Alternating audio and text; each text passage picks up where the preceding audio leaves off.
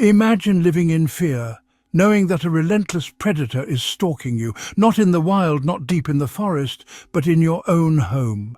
Patrice Miller, a 71-year-old woman from California, had been terrorized for months by a massive black bear she called Big Bastard. She tried everything. Steel bars on the windows securing her doors, but nothing stopped this relentless beast. And then, one night, the nightmare became reality. The bear broke in. And what happened next is the stuff of horror movies.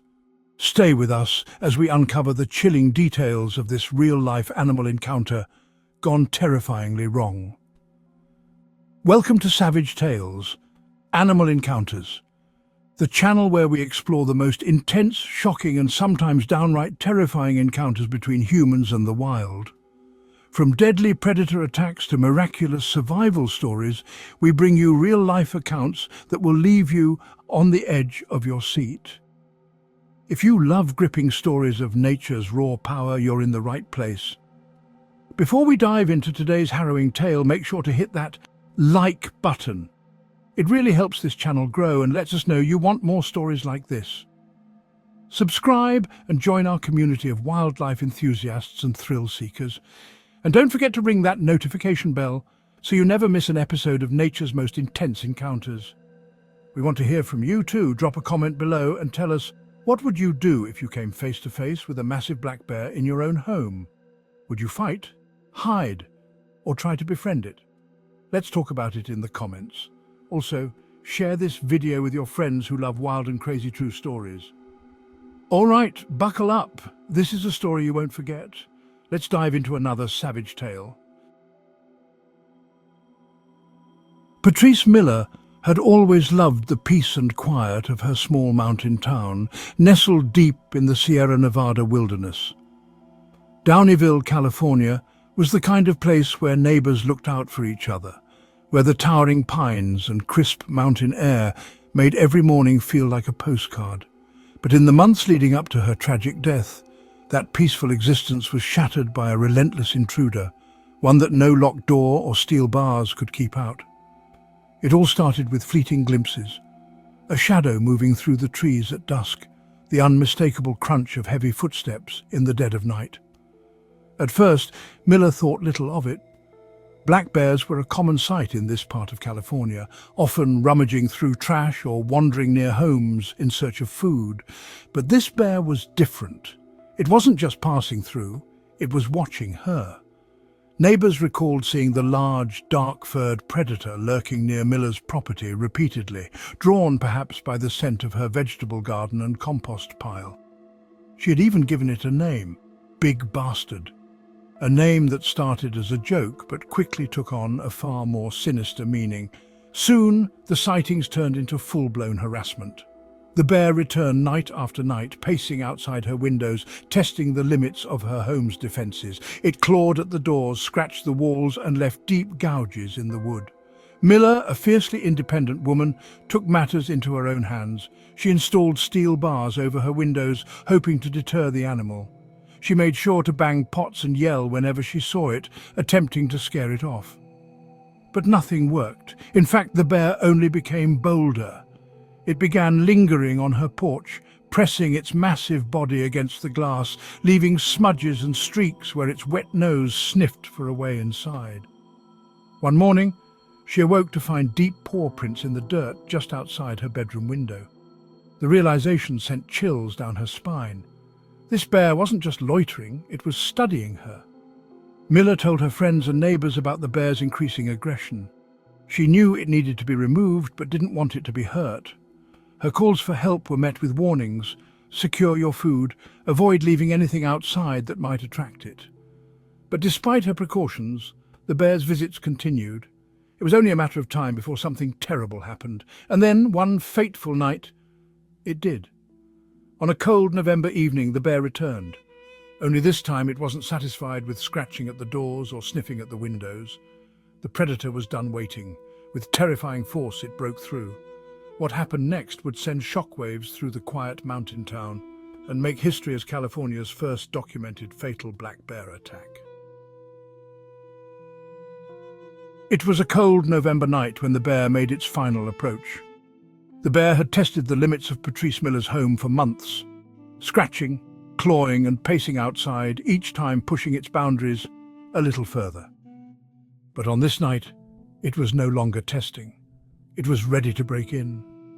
Inside, Miller had settled in for the evening, unaware that outside a deadly predator was preparing to strike.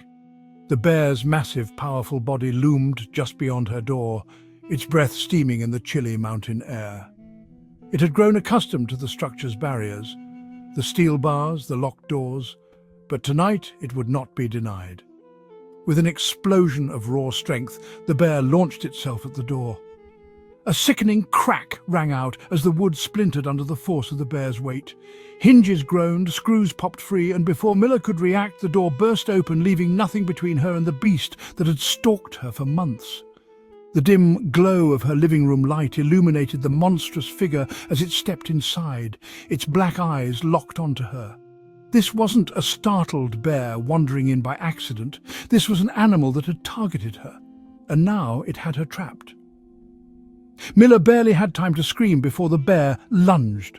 The force of the attack sent her crashing to the floor, her frail frame no match for the hundreds of pounds of muscle and fury bearing down on her.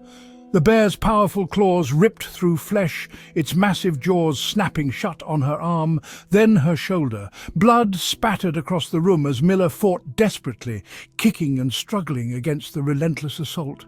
She managed to claw at the floor, trying to drag herself away, but the beast was merciless. It swiped at her with its claws, each strike deepening the wounds, weakening her. The room was filled with the sounds of destruction. Furniture overturning, glass shattering, Miller's pained cries mixing with the bear's deep, guttural growls. The coroner's report would later confirm what was suspected. Big Bastard did not kill her instantly. The attack was prolonged, savage. It was as if the bear, after months of lurking outside, was now unleashing all its pent-up aggression. At some point, whether from sheer exhaustion, blood loss, or the brutal wounds inflicted upon her, Miller's body finally went still. But the nightmare didn't end there. For days, no one knew what had happened. Miller's close friend Cassie Koch became concerned after not hearing from her. She had an uneasy feeling. She knew about the bear's constant harassment, and when Miller failed to answer her phone, dread settled in. Finally, a welfare check was requested, and Sierra County Sheriff's deputies arrived at the home. What they found was something straight out of a horror movie. The front door hung open, broken at the hinges. Inside, the air was thick with the unmistakable stench of death. Blood streaked the floor, mingled with deep paw prints and bear scat, evidence that the beast had lingered long after the attack. Miller's body had been dragged from her bedroom into the living room, where it lay partially consumed. The bear had been feeding for days. Sheriff Mike Fisher later described the gruesome scene.